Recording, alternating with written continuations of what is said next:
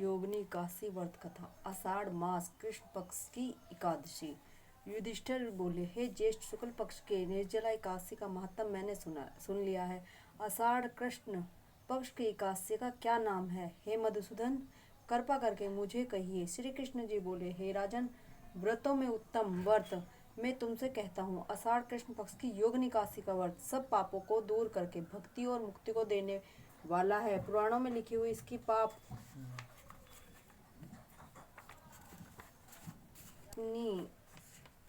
कथा का मैं वर्णन करता हूँ।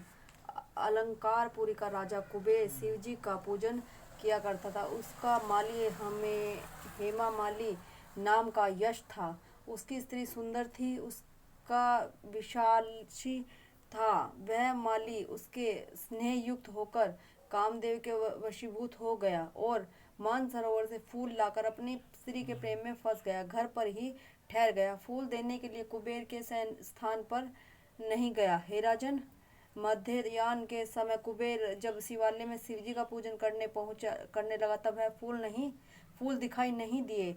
हेमावाली अपने घर में अपनी स्त्री के साथ रमण कर रहा था। विलंब के कारण कुपित होकर कुबेर बोला, हे यशी, दुष्ट हेमावाली क्यों नहीं आया? इसका निश्चय करो। वे बोले, हे नृप, यह स्त्री का प्रेमी अपने घर पर स्त्री के साथ क्रीड़ा कर रहा है। यह सुनकर कुबेर क्रोध में भर गया।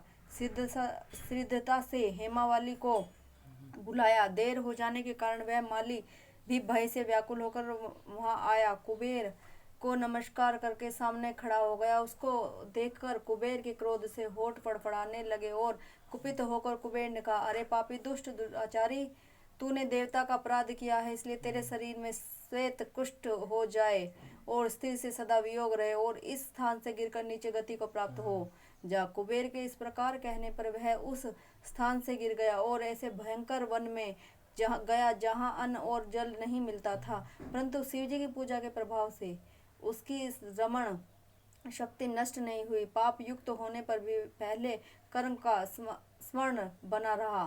वह भ्रमण करता हुआ हिमालय पर्वत पर चला गया। वहां पर तपस्वी मार्कंडेश्वरी मुनीश्वर का दर्शन किया। हे राजन, उनकी आयु ब्रह्मा जी के 7 दिन के बराबर है। उनका आश्रम ब्रह्मा जी की सभा के समान है। उसने पाप किया था, इससे दूर से ही उनके चरणों में प्रणाम किया। परोपकारी मार्कंडेश्वरी मुनि उसकी कुष्ठी को देखकर उसे बुलाया और कहा, तुम्हें कुष्ठ कैसे हो गया? मार्कंडेश्वर ऋषि के पूछने पर माली बोला, मैं कुबेर का सेवक हूँ। हेमा माली मेरा नाम है। हे मुने, निर्जला मानसरोवर फूल लाकर शिव जी के पूजन के एक समय कुबेर को देता था। एक दिन मुझको देर हो गई क्योंकि कामदेव के वशीभूत होकर मैं स्त्री के साथ विषम भोग के में लग गया। हे मुने, जब कुबेर में कुपित होकर मुझे श्राप दे दिया, मेरे शरीर में कुष्ठ हो गया है और स्त्री से वियोग हो गया। इसीलिए मुझे कुष्ठ हो गया, मेरे शरीर में कुष्ठ हो गया और स्त्री से वियोग हो गया है। इसीलिए मैं मुनि श्रेष्ठ और मुझे पापी को उपदेश दीजिए।